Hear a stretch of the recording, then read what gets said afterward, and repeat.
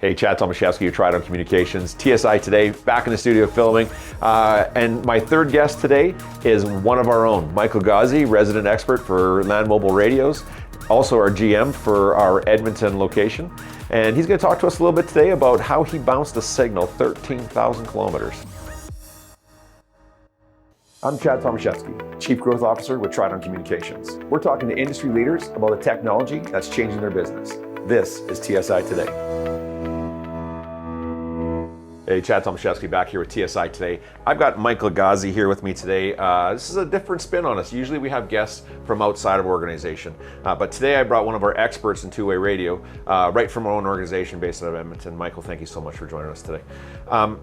Let's jump right into it. Tridon's been around since 1981, so what's that, about 42 years now, I think. When did you get your start with us? Actually, in a month from now, it'll be 10 years. Oh, wow. Yeah, 2013. So talk to us about your path. Where did you start? How did you get into playing with radios and to what you're doing today? Sure. So after a bit of a rough start after high school, I found myself in the Royal Canadian Navy. I was a naval communicator. I was responsible for all of the intership, ship-to-ship, ship-to-shore ship communications. That's a lot of ship. It's a lot of ship. Lots of different technologies too. HF, VHF, UHF, SATCOM. I did the crypto, flag hoist, semaphore, flashing light, all communications. All started in the Navy. And then where'd you go after that? So after I got out of the Navy, I went to school in Camosun College in Victoria, BC, for a computer engineering technology diploma. Yep. I finished that and found myself over in Toronto working for, at the time, Kenwood Electronics Canada. And most recently, you've noticed on your LinkedIn, you've got a new piece of education that you've just tucked under your belt. What did you just recently accomplish? I just finished an executive MBA from University of Fredericton. Thank you. That's great. That's a big accomplishment. A lot of work put involved there. I remember seeing you at the office many nights studying and everything else, so good for you. When we think about two-way radios, there's a lot of people that might just think that it doesn't have a whole lot of pizzazz, right? It's just a radio. But there's so much technology inside of it, and we get to do so many fun things with it. Talk to me a little bit about some of the projects that you maybe have been involved in the past, or a solution that you provided that you're really proud of, and you look back and go, wow, I did something amazing. What might be? Sure. I think the first one was for my time in the Navy. And I think that was what really sparked my interest in communications overall. So we were on an exercise in just off the coast of Australia. And one of the things that we do is send, I told you about the ship-to-shore communications. So we had to send data messages from the ship back to our home base, which was in Victoria, BC. So there's a couple of different ways to do it. You can do it by satellite, which is easy, or we can use an HF transmission. And HF is a really interesting old school technology. Because I actually used the ionosphere and the ocean to bounce a signal back and forth from the ship to Victoria. How far was that? 13,000 kilometers-ish. So you shot a signal off of the atmosphere, yep, off the ocean, and you were actually able to communicate something? Yeah, it was a very short message. I think I counted 25 characters or something like that, and very low speed. So we're talking 75 baud. So how long would that signal take to go that 13,000 kilometers? Not very long. It's light speed. That's insane. I came at you with what I thought was a fairly simple question. And it's very complex though. Like in doing that, even though that technology was a little dated in today's standards, it's a very complex solution. Are all RF technologies that complex? They don't have to be. The trick with RF is that a successful communication depends on literally everything. So geography, geology, the time of day, the 11-year sunspot cycle, whether it's raining that day, if it's winter or summer, everything. So for the general user, they don't think about a lot of that stuff. Putting in a solution, you have to consider it. Right. So, but that's what Tridon does. We take all of that challenge, we bring it in-house. Our well-educated, skilled engineers and technologists can put a package of solution together, and our expert technicians can go out in the field and install it. That's great. We've got a few radios on the table here. One of them is this fancy Kenwood one that we're playing here with. You've got a lot of familiarity with Kenwood. In fact, I might say it's your baby. You speak quite fondly of the organization, and I know why. It's a rock solid solution. A couple years ago, they had a bit of an evolution from NextEdge to NextEdge 2. Talk to us a little bit about those technologies and how that changed. Yeah, so Gen 1 was obviously their first release of the platform. They actually released that one just as I was joining Kenwood in Toronto. So my two-way radio business career really started with NextEdge. NextEdge it's a digital protocol. It uses the FDMA multiplexing protocol. And Gen 1, it was a good solution. I think we get up to 48 sites, 30 repeaters at a site, so 30 channels at a site. And it served its purpose for a lot of years. And now they've evolved to Gen 2. Gen 2, I think it's 1,000 plus sites, way more horsepower in the infrastructure and the protocol.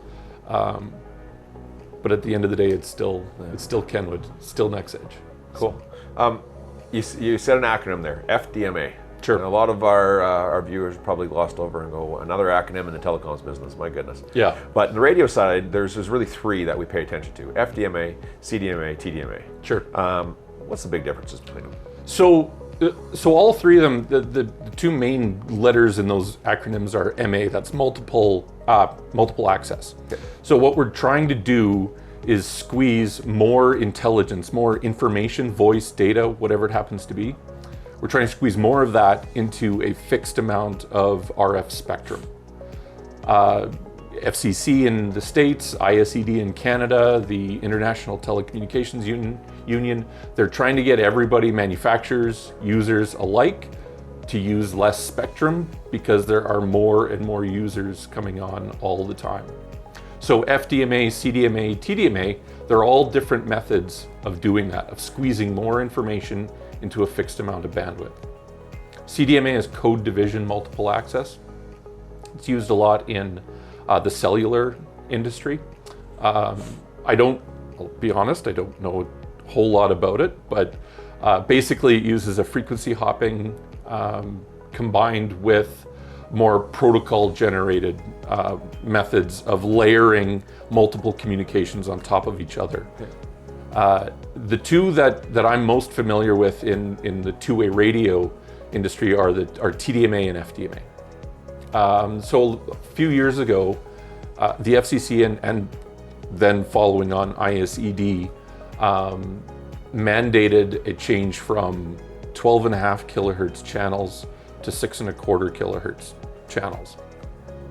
And two technologies came up, or manufacturers split themselves into two camps. One camp using TDMA, one FDMA. So TDMA is time division multiple access. So what we do is we take that 12.5 kilohertz spectrum and we chop it up into time slots. Okay.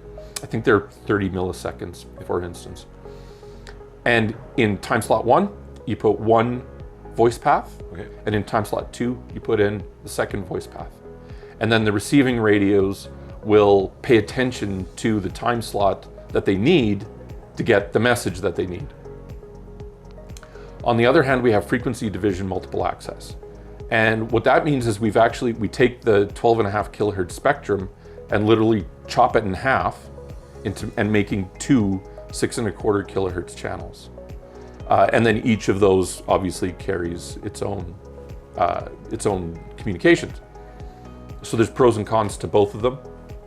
On TDMA, we end up with less equipment. So because we're using the same channel, we can have fewer repeaters, less filtering, less cabling, lower cost for installation.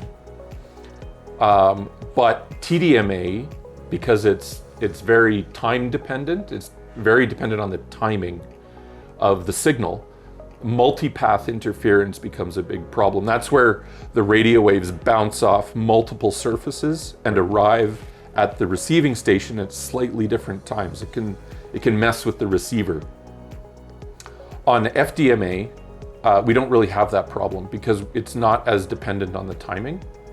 But the issue with FDMA then is that you've got more equipment to get the same capacity of voice traffic that we had on TDMA. That's a great explanation of that tech. Thank you very much for that. And I think that hopefully clears up a lot of things because a lot of people don't understand the differences between those three technologies.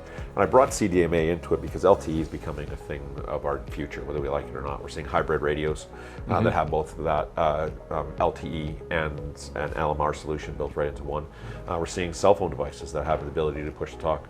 I don't think land mobile radios, push to talk, are going away anytime soon anywhere. They're just too centered on our needs, whether it's fire, life safety, first responders, police services, military, so on and so forth. And of course, what we're very fond of is the need in the oil and gas industry. One of the last questions I'd like to tackle with you is young people. And I think I've tried on, the involvement we have inside of charitable organizations and all the communities that we live and work in. A big push for me is to get young people involved and interested inside radio. And you've actually had some experience in a different way. You've been involved with NATE in your past. What kind of courses could some of the viewers that are watching today take to get involved in all technologies, not just radio, but just technology as a whole? What might you recommend?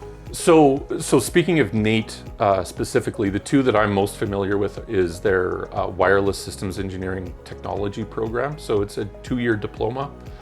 They learn about all kinds of wireless systems, from LMR, cellular, all of the tools and equipment that they're required to use to design and troubleshoot those systems.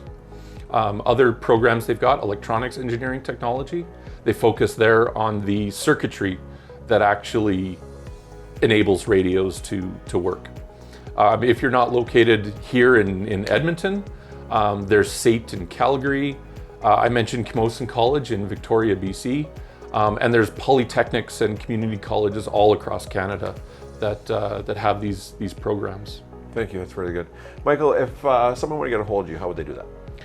Sure, my email address at Tridon is michael.ghazi@tridon.com, and I'm on LinkedIn just under my name.